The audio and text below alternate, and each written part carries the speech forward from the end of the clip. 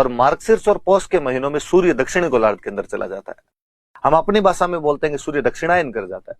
जब भगवान सूर्य खुद ही हमारी तरफ नहीं है तो हमने त्योहार ही नहीं मनाए। और हम सूर्य का उत्तरायण की तरफ ना रहना, उसका दक्षिणायन की तरफ रहने को अशुभ और मानते। निजाब शुभ स्थिति नहीं, सीधी सी कंडीशन ये थी कि सूर्य दक्षिणी गोलार्ध में गया, इसका मतलब अपनी तरफ नहीं है। जिधर सूर्य होता है उधर गर्मी होती है, जिधर नहीं है उधर सर्दी होती है। अपने इन 2 महीनों में भयंकर रठ पड़ता है, रठ, सर्दी नहीं रठ ही पड़ता है। रजाई से निकलने का जीव नहीं करता साहब। त्योहार कौन मनाए? तो मार्गशीर्ष और पौष में तो कोई त्योहार होते ही नहीं है।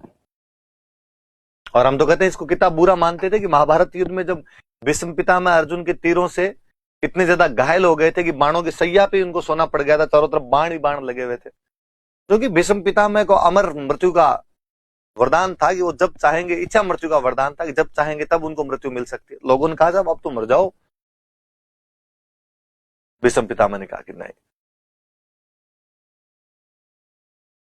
अभी तो सूर्य भगवान दक्षिणायन कर रखे हैं। जब तक सूर्य भगवान दक्षिणायन के अंदर रहेंगे मैं अपने प्राण नहीं त्यागूंगा। स्थितियां तो थोड़ी अनुकूल होनी चाहिए। जब सूर्य उत्तरायण के अंदर आएगा तब मैं प्राण त्यागूंगा। सूर्य उत्तरायण में आता है मकर संक्रांति को। आप और देखिए, हम कब से मकर संक्रांति के बारे में जानते हैं। इसका नाम मकर संक्रांति है। जब तक ज्योग्राफी लोगों ने इजाद भी नहीं की होगी, ये कंसेप्ट भी नहीं बनाए होंगे, तब हमें पता था कि मकर रेखा नीचे की तरफ है।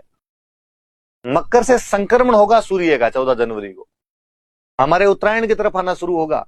संक्रमण मतलब उधर से आना, प्रस्थान करना। मकर से प्रस्थान करता है सूर्य भगवान।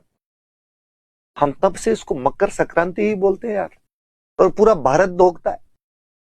हम साइंटिफिक तो थे, हम भूल गए कि ऐसा है क्यों। बीच में चक्कर ये पड़ा, इनके अर्थ भूल गए। फिर कई जगह को इधर उधर की दूसरी कहानियां भी जुड़ गई। बाकी टोटल चीजें साइंटिफिक थी, सारी की सारी चीजें साइंटिफिक थी। तो अब माघ मना लेते हैं। माघ में भी ठंड तो रहती है, सूर्य भगवान आने शुरू ही होते हैं इधर। माघ के अंदर फिर आपका तिल खाने का जीव करे, तिल खाने का जीव करे तो बाद चतुर्थी, तिल चतुर्थी होती है।